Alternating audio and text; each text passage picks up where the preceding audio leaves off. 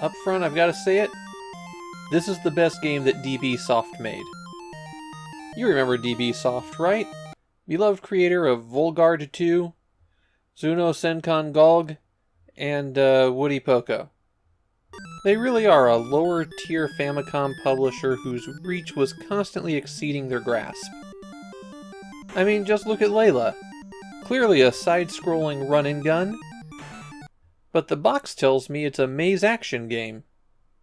The game is about grizzled 17-year-old space veteran Layla, who's going to take out the asteroid base of a mad scientist.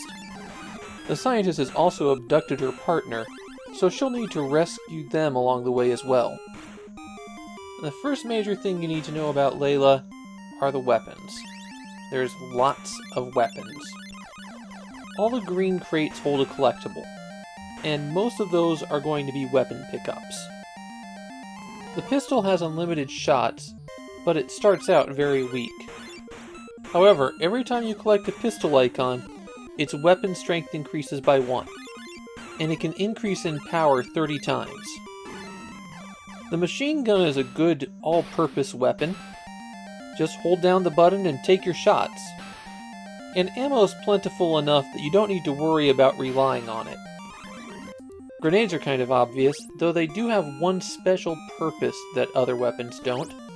They're the only weapon that can hit something below you. Sometimes you'll need to blow up a square beneath you to continue. The flamethrower is only really useful against living things.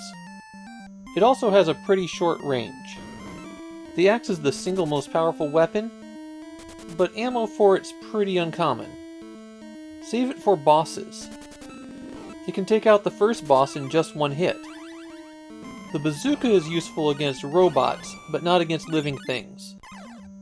The shots don't explode with it either.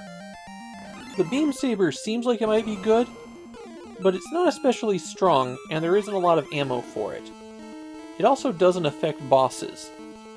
The one thing it does have going for it is that the shots penetrate enemies. The last weapon is the barrier. Ammo for it is rare, and it counts down while it's active. You're totally invulnerable while using it though. You can also press B to turn it off, and that makes the barrier shoot out to attack enemies. There are also a couple other things you could pick up. The roller skates make you run faster, and you can collect up to 10 of those. The question marks are a little bit more confusing. If you get them when your hundreds place is an even number, then it's just worth points. If you get them when the hundreds place is an odd number, then you get your life refilled. And speaking of refilling your life, every enemy in the game drops sweets which you can use to recover some health.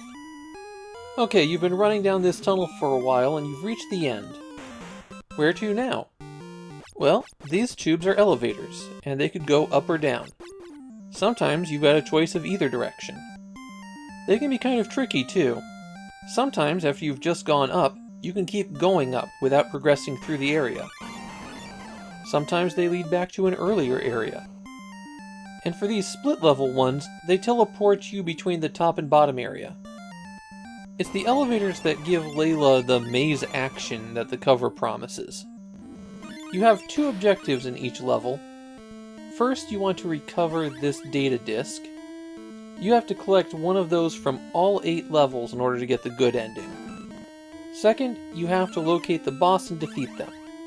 Once you've beaten the boss, you can exit the asteroid and shoot your way through a bonus area to get to the next level.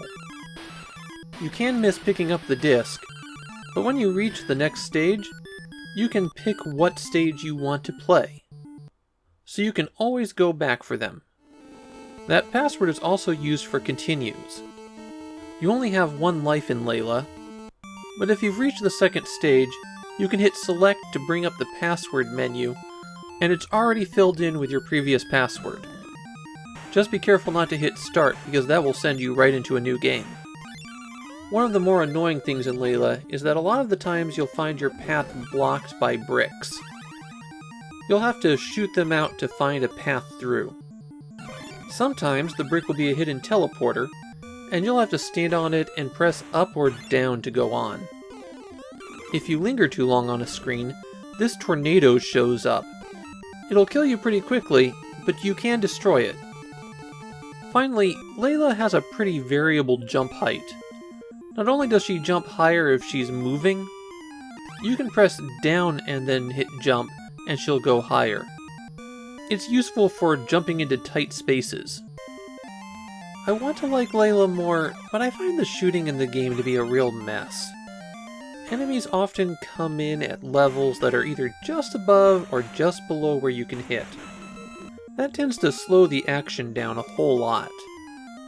The variety of weapons initially seems cool, but I don't think they're really differentiated enough. Everything except the axe and the grenade is just shoot straight forward.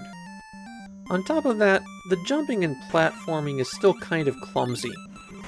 Especially when you either have to get a run-up on some things, or you have to stop and use that crouch jump. Layla's a situation where the ingredients are all there for a special game, but they never really come together. That said, it is a bit of a cult game in Japan. Not especially popular, but it has enough of a following that cartridges are hard to pick up. It's the most expensive game we've talked about so far, with copies generally selling in the 4,000 to 5,000 yen range. It's a steep price to pay for a game of this quality.